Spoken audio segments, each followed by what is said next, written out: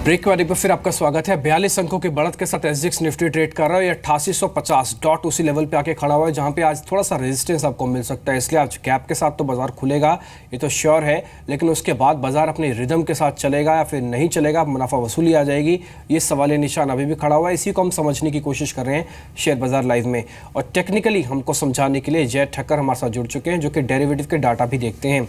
जय, शुक्रिया।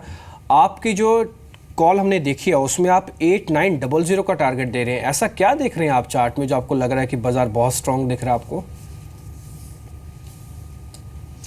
Good morning Dimpy. Morning sir. Well overall काफ़ी समय से हम हमारा स्टांस या तो मैं कहूँगा कि बायस पॉजिटिव रखते आ रहे हैं निफ्टी पर, और डे ऑन डे अगर आप देख रहे हो डिम्पी तो on the not only on the hourly charts पर डेली चार्ट्स पर भी अगर आप देखो तो clearly high tops high bottom formation देखने मिल रहा है। कहीं ना कहीं 88 के ऊपर सस्टेन करना डिफिकल्ट हो रहा था मार्केट के लिए, क्योंकि 8830 के आसपास का एक रेजिस्टेंस है निफ्टी में जहाँ पे एक सेलिंग प्रेशर हमें देखने मिलता था, और कहीं ना कहीं 88 के ऊपर क्लोज होना मुश्किल हो रहा था निफ्टी के लिए। बट देन गोइंग फॉरवर्ड अगर हम देखें तो 8850 8830 अगर निकलता है तो इमीडिएट बेसिस पर टारगेट आते हैं 8900 and 8940। The reason for that is Dimpy कि अगर आप प्रीवियस दो हाइज देखें निफ्टी में जो पीक्स बने हैं 9119 एंड देन 8960 8968 8970, जब वो दोनों लेवल्स आप ज्वाइन करते हो तो क्लियरली एक लेवल बनकर आ रहा है निफ्टी में, दैट कम्स टू अराउंड 8940।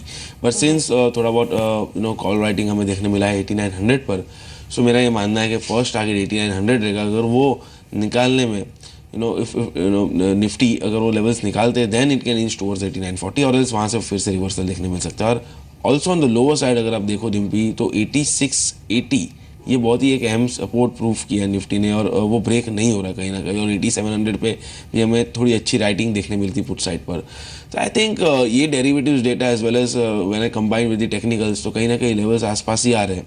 तो आई थिंक एट 8730 एक इनिशियल सपोर्ट रहेगा निफ्टी में, और उसके नीचे 8680, ये दो अच्छी एक सपोर्ट रेंज है निफ्टी में। जब तक ये ब्रेक नहीं करता 89 to 8940 के लेवल्स देखने मिल सकते हैं। जी गौरांग, बैंक ऑफ बड़ौदा के नंबर्स आपको कैसे लगे? मुनाफा अनुमान से थोड़ा सा कम रहा है लेकिन एसेट क्वालिटी स्टेबल रही है, फ्रेश स्लिपेजेस भी इंक्रीज हुए हैं 2252 करोड़ से बढ़कर 3073 करोड़ के आसपास, और ब्रोकर हाउसेस की जो रिपोर्ट्स आई हैं वो as usual Bank of Baroda पर डिवाइडेड है, लेकिन आपके कॉमेंट्स क्या हैं? दीपाली 130-140 से कवायद थी खरीदारी करने की और बरकरार रखने की, और जो भी सरकारी बैंक के नतीजे आए हैं, bank of Baroda, bank of India, PNB, जहां पर गुंजाइश थी कि नतीजे बहुत ही निराशाजनक आएंगे वैसा नहीं हुआ, और सबसे दिग्गज bank state bank of India, इसके भी नतीजे जो उम्मीद थी उससे बेहतर आए हैं। अब बैंक ऑफ बड़ौदा में मेरे ख्याल से सुधार धीरे धीरे होगा, क्योंकि जो परिस्थिति बैलेंस शीट की थी वो थोड़ा ज़्यादा गंभीर थी, और किसी भी गंभीर परिस्थिति में से उभरने के लिए थोड़ा समय लगता है, और मैं मानता हूं कि मैनेजमेंट पूरी सक्षम है अपने आप को इस मुश्किल की भरी घड़ियों से बाहर निकालने के लिए, कठिनाइयों से बाहर निकालने के लिए। और अब ये भी बात है कि जो 3 कोर सेक्टर्स हैं, एक तो है रियल एस्टेट, दूसरा है इंफ्रा, तीसरा है पावर, और चौथा है मेटल्स। अब ये चारों क्षेत्रों को लेकर के जो एक्सपोजर था सेंसिटिविटी को लेकर के वो थोड़े ऊपर की तरफ था, और इन चारों क्षेत्र की जो हालत है सरकार की नीतियों को लेकर के परिवर्तन धीरे धीरे हो रहा है, और जो भी आउटस्टैंडिंग है वो धीरे धीरे रकम चुका सकेंगे ये। तो मैं मानता हूं कि अगर नजरें लंबी अवधि का है तो निवेश बनाए रखें। ठीक है। इस बीच एक खबर आई थी बाजार बंद होने के बाद, वो थी मैक्स वेंचर्स को लेकर। जापान की कंपनी टोपान प्रिंटिंग के साथ उन्होंने एक करार किया है, एक जेवी किया है, और जो टोपान मैक्स है, टोपान जो है वो मैक्स स्पेशलिटी के अंदर करीब 49% हिस्सा लेगी।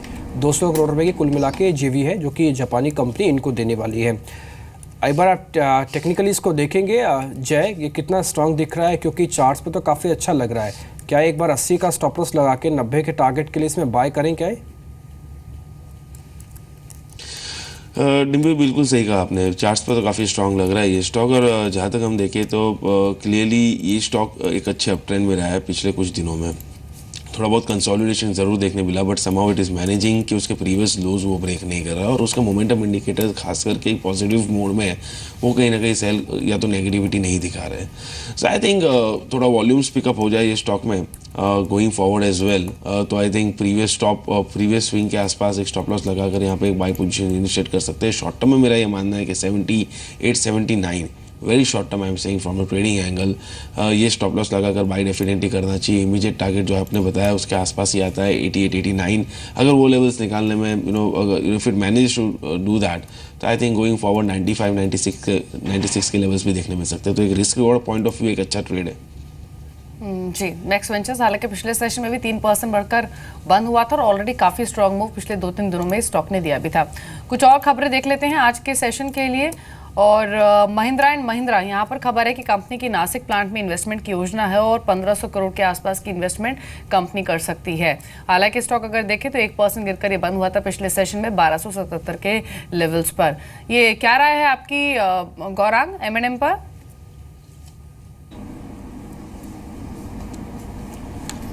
वेल, ट्रैक्टर और एग्री इक्विपमेंट को लेकर के काफ़ी उत्साह, XUV 500, TUV 300 और KUV 300 की बिक्री धीरे धीरे गति पकड़ रही है और XUV 500 में इन्होंने एक नई वेरिएंट इंट्रोड्यूस की है मार्केट में, 6 स्पीड ऑटोमेटिक, जहां पर डिमांड और ट्रैक्शन बहुत ही बेहतरीन है।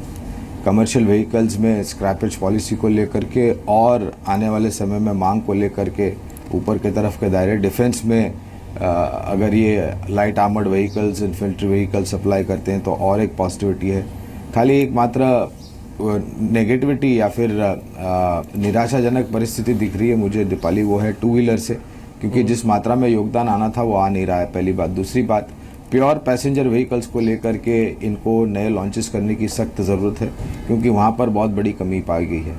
हमारी कवरेज है, लेकिन थर्ड प्रीफर्ड स्टॉक से amongst the 4 wheeler commercial vehicle play M&M। ठीक है, इस बीच रिलायंस कैपिटल के भी नंबर्स आए हैं और मैनेजमेंट भी आप देखेंगे जी बिजनेस पर 10 बजे से पहले सैम घोष हमारे साथ होंगे। लेकिन रिलायंस कैपिटल के एक बार नंबर्स मैं आपको बता देता हूँ, उसके बाद जय आप इसका बताइएगा कि अगर ये 500 के ऊपर खुल जाए आज तो उसके बाद क्या करना है। इसके बीटा में बढ़ोतरी हुई है, 1090 से सीधा 1133 हुआ है। आय भी बढ़ गई है, करीब 4000 करोड़ के आसपास पहुंच के ऑलमोस्ट डबल हुई है। लेकिन मुनाफे में थोड़ा सा डेंट आया, 235 से 209 आया है, लेकिन फिर भी ठीक ठाक है, ज़्यादा डैमेज तो नहीं हुआ प्रॉफिटेबिलिटी के अंदर। रिलायंस कैपिटल नंबर्स के बेसिस पर अगर ये 500 रुपये के आसपास खुलता है, क्योंकि बाजार भी इसको ऊपर ही खोलेगा आज, उसके बाद क्या करना है हमको? वेल डिम्पी, मैं कहना चाहूँगा कि हमने हमारे क्लाइंट्स को ये स्टॉक रेकमेंड किया था रिसेंटली अबाउट 460 लेवल्स।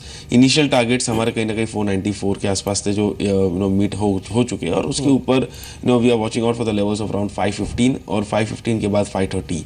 ये 3 टारगेट्स हमने तय किए थे about 460 levels, already buyer recommend किया था। और मेरा ये मानना है कि अभी भी ये अच्छा स्टॉक है। We still expect it to inch upwards on the lower side of already किसी की लॉन्ग पोजिशंस हो ये स्टॉक में, तो मेरा ये मानना है कि 474 के आसपास एक स्टॉप लॉस लगाकर, ट्रेलिंग स्टॉप लॉस लगाकर इसमें कंटिन्यू करनी चाहिए, राइड करनी चाहिए अपवर्ड रैली। एंड किसी फ्रेश पोजीशन बनानी हो तो with the same stop loss one can target 515 and then 530। So I think अभी भी ट्रेंड तो पॉजिटिव ही है स्टॉक में। जी, गौरांग, सुज़लॉन को अगर आप ट्रैक करते हैं तो इस पर आपकी राय क्या रहेगी? क्योंकि अर्निंग्स अगर आपने देखी हो तो बहुत स्ट्रॉन्ग नंबर्स कंपनी ने पोस्ट किए हैं। इनकम 20% ग्रो हुई है, मार्जिन्स एक्सपेक्टेड थे कि 17% के आसपास आएंगे, लेकिन 21.5% मार्जिन्स कंपनी ने पोस्ट किए हैं। और अगर मुनाफा आप देखेंगे तो वो करीब करीब 274 करोड़ रहा है सुज़लॉन का। ये जो एक्सेप्शनली गुड नंबर्स पोस्ट किए हैं सुज़लॉन ने, उसके बाद आपका व्यू क्या है स्टॉक पर? ना तो हमारी कोई कवरेज थी पहले, ना तो अब है, और ना ही आने वाले समय में होगी दीपाली।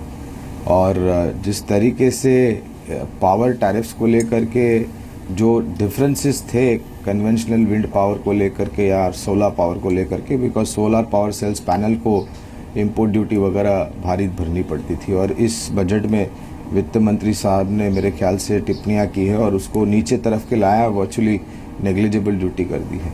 तो जो difference of power per unit पर जो मूल्यांकन थे, यानी कि अगर आप एक अंदाज़ा लगाए तो करीबन आई थिंक विंड पावर कुछ 6 या 7 रुपये पर यूनिट बिक रहा था। दूसरी तरफ सोलार पावर जो था वो करीबन 8-10 रुपये, पहले की मैं बात कर रहा हूँ। अब ये बदलाव और परिवर्तन के बाद ऑलमोस्ट पैरिटी आ गई है।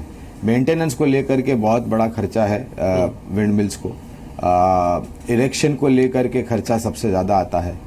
I would say that it's highly avoidable. नतीजे अच्छे आए, लेकिन हमने हमारी सोच विचारधारा बदलाव नहीं की है। ठीक है गौरांग, भले इस पे नहीं बोल रहे लेकिन हाँ नंबर्स का असर तो शायद हो सकता है शेयर पे देखने को मिले, क्योंकि वॉल्यूम के साथ ये शेयर क्लोजिंग दे रहा था और अब नंबर्स भी अच्छे आए तो इमीडिएट रिएक्शन आ सकता है। अब अवॉइड भी करना चाहें तो कर सकते हैं, क्योंकि बेहतर शेयर आपको इसी स्क्रीन पर और भी दिख जाएंगे।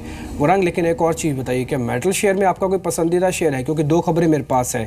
पहला, आर्सलर मित्तल 5 साल बाद मुनाफे में लौट आई कंपनी, एक तो ये बड़ी खबर है। दूसरा, कॉपर के दाम 2013 के बाद अपने ऊपरी स्तरों पर पहुंचे हैं। हिंदुस्तान कॉपर के हमने नंबर्स भी आते हुए देखे थे, शेयर अच्छा भी चल रहा था। ये क्या मेटल में आपका कोई पसंदीदा शेयर है? वेदांता भी जोड़ सकते हैं, इसका भी रिएक्शन आना बाकी है अभी। तो वेदांता, JSPL, ये दो कवरेज है हमारी, ये डिस्क्लोजर मेरे तरफ से, और गिरावट में आप खरीदारी कर सकते हैं। और जो सूरत हाल में बदलाव हुआ है, 3 मुख्य कारण है। एक है मिनिमम इंपोर्ट प्राइस, दूसरा है एंटी डंपिंग ड्यूटी, और तीसरा कारण है चाइना में जो प्रोडक्शन कट लिया है। मुझे लग रहा है कि स्थानीय मार्केट में डिमांड बढ़ रही है, और स्थानीय मार्केट की कंपनियों को, मिसाल के तौर पर वेदांता है, हिंडाल्को है, JSW स्टील है, JSPL है, टाटा स्टील है, सेल है, हिंडाल्को है, सबको अगर डिमांड बढ़ती है तो फायदा हो सकता है। जी, मेटल स्टॉक्स की बात हुई तो तीनों और मेटल शेयर्स पर हम बातचीत करेंगे। एक तो हिंदुस्तान जिंक, जहां पर खबर है कि सरकार करीब 39,000 शेयर्स बेच सकती है वाया ETF। हिंडाल्को NMDC की आज अर्निंग्स आने हैं।